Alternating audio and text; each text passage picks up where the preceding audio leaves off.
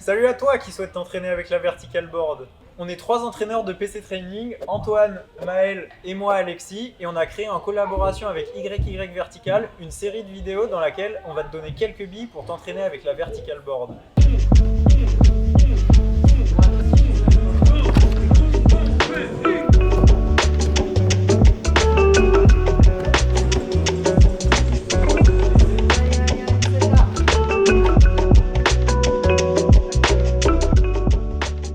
Dans cette vidéo, on va voir comment entraîner le gainage sur une poutre. Le gainage, c'est la capacité à contrôler la position et le mouvement au niveau du tronc et du pelvis. Tout ça pour permettre la production, le contrôle et le transfert des forces entre les membres supérieurs et les membres inférieurs au cours du mouvement. Quand on regarde la définition du gainage et les contraintes appliquées en grimpe, on se rend compte qu'il faut être capable de transmettre des forces dans des positions très différentes. Pour la performance en grimpe, il faudra aussi penser à développer les muscles de l'épaule dans des positions variées. Le gainage est une qualité qui s'exprime dans les 3 dimensions. Il va donc falloir entraîner toutes ses composantes. On retrouve tout d'abord les flexions, qui s'effectuent surtout avec le grand droit.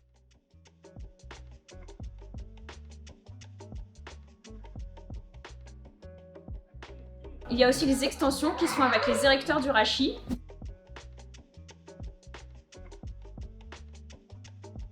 Les rotations qui se font avec les obliques.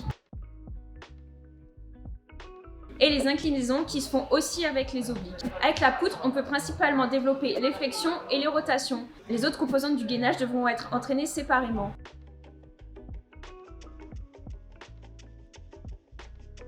Pour améliorer le gainage, c'est intéressant de travailler en force. Il faut donc que tu utilises des variantes qui sont difficiles pour toi et que tu prennes des repos complets entre tes séries. Cela va te permettre d'avoir des gains de force optimaux. Maintenant, on va voir en pratique comment développer le gainage sur des exercices à la poutre.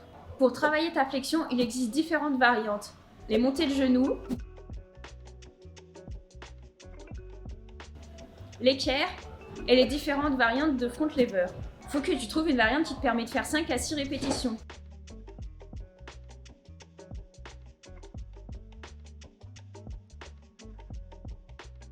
Pendant ces exercices, il ne faut pas que tu creuses le dos. Si tu creuses le dos, ça veut dire que tu n'arrives pas assez à engager tes abdos et que l'exercice est trop difficile pour toi. Il faut donc que tu passes à une variante plus facile.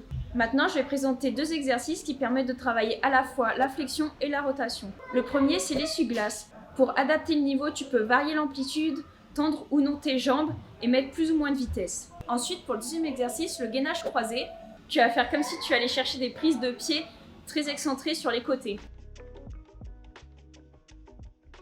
Pour les 2 exercices que je viens juste de présenter, une répétition est égale un aller-retour. Du coup, tu vas faire une fois de chaque côté. Pour les modalités, on va utiliser les modalités classiques du développement de force. Tu vas donc faire 4 répétitions avec 1 ou 2 répétitions en réserve, comme tu peux faire 5 à 6 répétitions. Ensuite, tu prends 1 minute de repos, tu refais tes 4 répétitions, tu reprends 1 minute de repos et tu refais 4 répétitions. Ça, c'est une série et ensuite, tu vas faire 2 à 5 séries. Et entre ces séries, tu vas prendre 5 minutes de repos.